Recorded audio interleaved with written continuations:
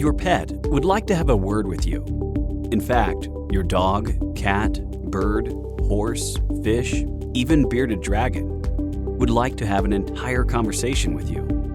But having that trans-species discussion is difficult without an interpreter or go-between, a specifically skilled individual who's been communicating with our animal friends for more than 3 decades, bridging gaps in understanding, elevating relationships, building peace and harmony among all Earth's creatures. That person is Suzan Vaughn, the Animal Whisperer. In this episode, Karma the Chameleon and the Bearded Dragons. Reptilians are full of surprises, and one chameleon I met instructed me further on the perspective of his lizard family. With no experience dealing with his kind, my mind and heart was wide open to Karma the Chameleon, as he and his human became my clients. And as long as we're talking about reptiles, I'm following up Karma's story with the tale of a bearded dragon pair that lived in the bedroom of 2 young boys. How they reacted to our request was eyebrow-raising. But first, here's the story of Karma the Chameleon. Mean and cranky. That's how Jillian described her reptilian pet Karma, and I wasn't quite sure what that meant, but when I asked the chameleon prior to the session, he told me he hissed and bit at times. "Yes, that's right, I'm a grumpy chameleon," Karma said. "I prefer not to be handled at all, but I live in a very active household," and he showed me lots of action. My human client Jillian confirmed that hers was a super busy family with 3 kids all under 9 years old. As my focus locked into the pictures Karma showed me, nervousness ran down my spine. I felt defensive, scared, and on guard. When I asked him to show me why he felt stressed, he said at any given moment, small human hands could invade his habitat, grab him off a branch, and whirl him around in the air. He was terrified about it, and it kept him on edge. "I have no territorial integrity," he told me.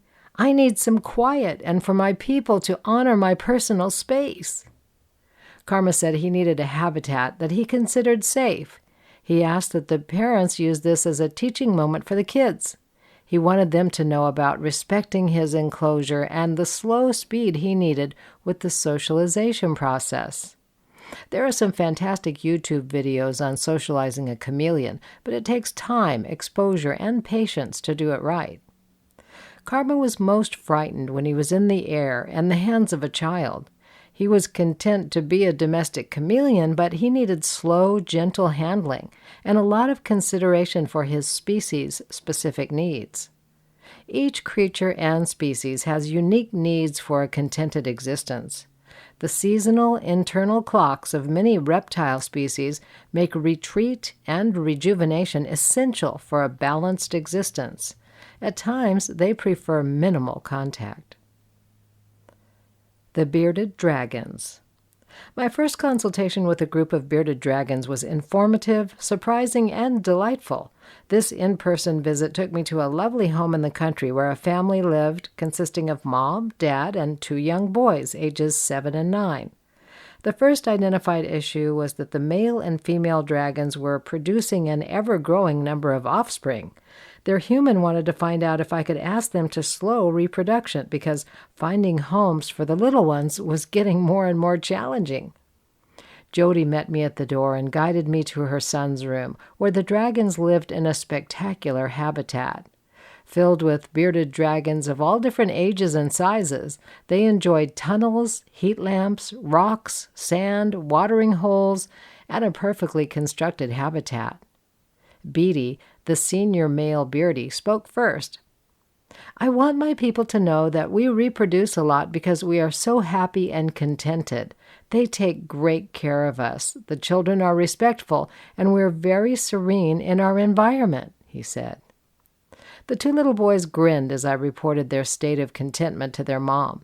The beardies sent a feeling that they were in deep contemplation about the matter, but generally a sense that they would see what they could do to slow things down came across.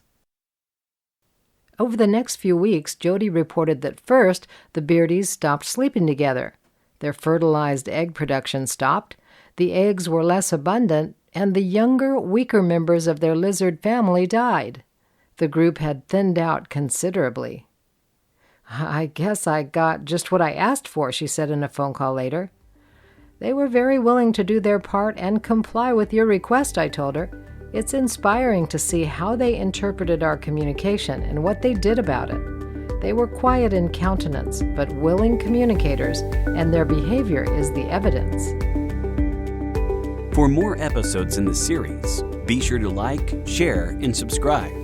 To learn all about Suzan Vaughn and her services, visit her website at animalwhisperer.net. Be part of the community by subscribing to her Facebook page, animalwhisperer.net. Then sign up for Suzan's newsletter to enjoy more of her fascinating animal-human communication stories.